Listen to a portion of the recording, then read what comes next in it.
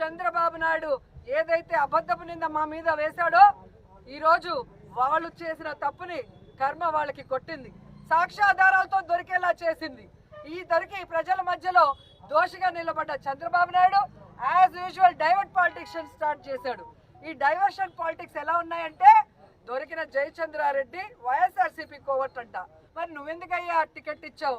గతంలో నీ పార్టీలో గెలిచి మళ్ళీ నెక్స్ట్ టైం 2019లో ఓడిపోయిన శంకర్ యాదవ్ కిందకి ఇవ్వలా అంటే దొరికితే వైఎస్ఆర్సీపీ వాళ్ళు, దొరకపోతే తెలుగుదేశం జనసేన వాళ్ళ. సో సిగ్గొచ్చేటు చంద్రబాబు నాయుడు.